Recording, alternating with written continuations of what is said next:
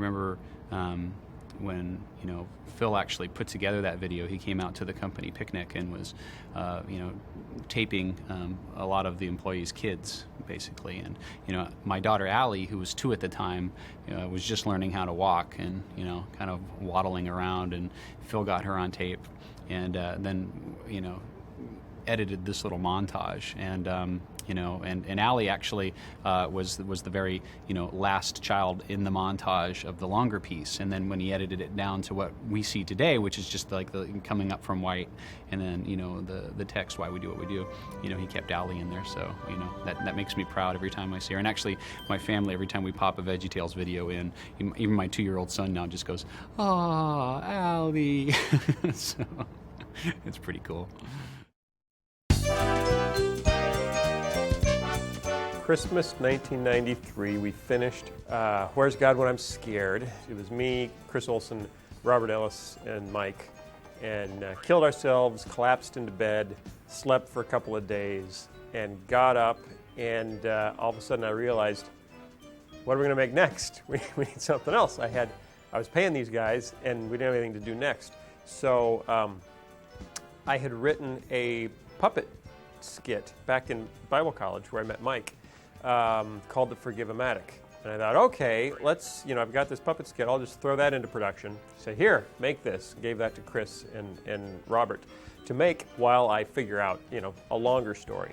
And so we started making that, which ended up replacing the silly song. You know, the very first episode had the Water Buffalo song. The second episode had The Forgive-O-Matic, which I thought, this is cool, we'll do something different, you know, every time here, which turned out not to be what our fans wanted. But it gave them something to do. And then I sat down to write the next thing, and way back in the very beginning, before Where's God When I'm Scared, one of the ideas that we threw around was spoofing classic literature. And we'd come up with a list of, like, you know, Bridge Over Pumpkin Pie and, you know, War and Peaches. And one of them was The Grapes of Wrath. Phil and I went out to a like a restaurant, Thai restaurant, and actually, you know, talked about what would the second segment be, and came up with this idea for Larry's Lagoon, sort of a Gilligan's Island spoof. Gilligan's Island isn't necessarily considered classic literature. I guess that's where we realized that we were both bigger fans of pop culture than we were of classic literature. And I guess that was probably kind of a turning point for VeggieTales. You know, because we started out, all right, what's next? Grapes of Wrath. And then next is Gilligan's Island, and we never, although I mean, we made it back to classic literature with Madame Blueberry, which is based on Madame Bovary, and Hamlet. Great! Well, just guess where you think my ships are. Oh, okay. To be. Not to be. Drat. And then Mike and I had a discussion because we decided that Larry was going to crash the boat because he was daydreaming, because he's a dreamer, he doesn't pay attention. And we were talking about, well, what's his daydream? You know, what is Larry's daydream that gets him into trouble? And Mike's idea was that Larry daydreams that his nose floats off of his head and floats around him. And it distracts him. Yeah, see, I thought that was much more creative and original than, you know, smashing icebergs. I don't know how that would have worked actually now in retrospect. It's probably better that he was an ice-breaking captain. We made God Wants Me to Forgive Them in 1994, so we're still, you know, a year before Toy Story. And we set out, you know, to, like, okay, we're going to build a little desert island with palm trees and stuff, and that was much more elaborate than anything we tried to do before. And we now had, you know, we had a nicer space to record audio in because there was a little vault in this office that we had rented, so we'd go back in the vault. But we were right by the train line, and so I still, if you listen to any of those early tapes, we'll be in the middle of a take, and then somebody will say, train, and then everyone just stops talking.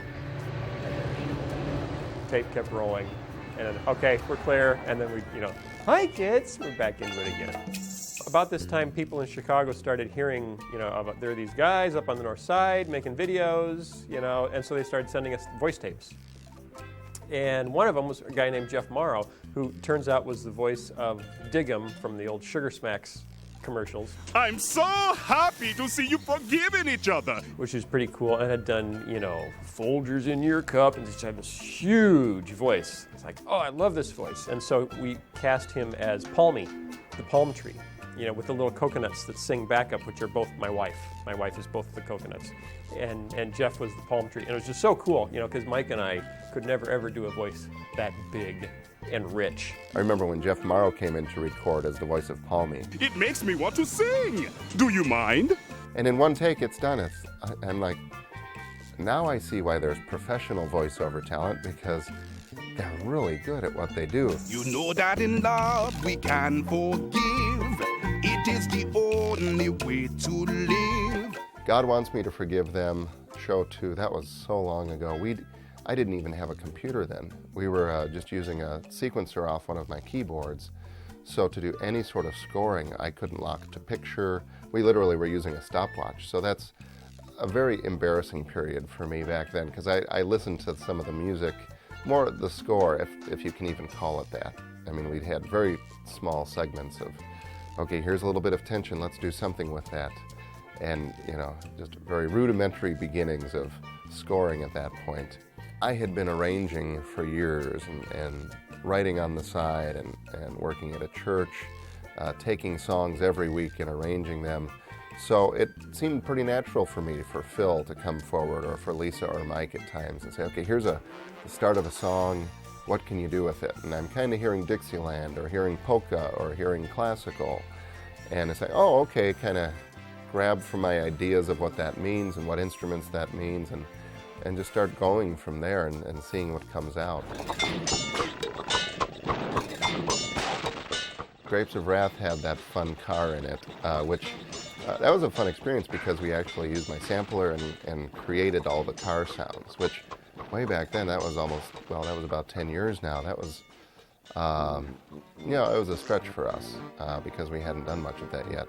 So I sampled a lot of different sounds from our sound library, wrenches and ratchets and squeaks and engine noises, and then we actually, I think I did something like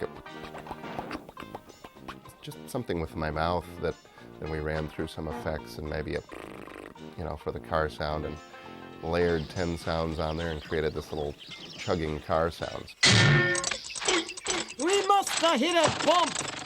A story, if it's really effective, a film, a book, whatever, if it's really effective, it has a theme. It's not just about, like, The Lord of the Rings isn't about hobbits and orcs. It's about valor and self-sacrifice. Those are the themes. The plot is hobbits and orcs. And for a story to be really effective, it raises a central question and then answers it. And that's really the basic format of VeggieTales. It's the format of all good storytelling, is a story that can raise a central question, and we do it very literally. Now, Marco had a question for us. He said that when his baby sister does something that makes him mad, and then she says she's sorry, well, Marco's mom says he needs to forgive her. Why does he have to forgive? Oh, that's a good question. Now, the purpose of the story is to demonstrate the answer to that central question, not to just say it, like you would in a classroom, but to show it in a life, in a story. Here's the answers in this story. But because we're dealing, often with 3- and 4-year-olds, then we'll come out at the end and say, if you missed it, if you didn't pick it up from the story, here's what we learned. Sing the What Have We Learned song. Here's the answer to the central question. And the answer is the nugget of truth. It's a summation of a theme that's so simple that even a 4-year-old can pick it up, put it in his pocket, and carry it around for the rest of his life. And that was key from the very beginning, that kids need to walk away from these stories with a lesson that they can use. That's one smart grape. We started getting fan mail really as soon as people got the first show, Where's God When I'm Scared, which was really, really cool. And some of the first letters, just blew us away, because they loved it. They just loved it, and their kids loved it, and they couldn't wait for the next one. And it was really the coolest thing, because we're starving trying to make the next one. We have no idea if the first one is any good, and all of a sudden we get this, really great feedback that my kids were afraid of the dark. They're having trouble sleeping, and they watched this video like 2 times, and now they're not. And to see immediately, you work so hard, and then to see the impact right out of the gate, that you can have with the story, that has biblical truth in it. Wow, all right, onward! That was a lot of fun. Oh, yeah.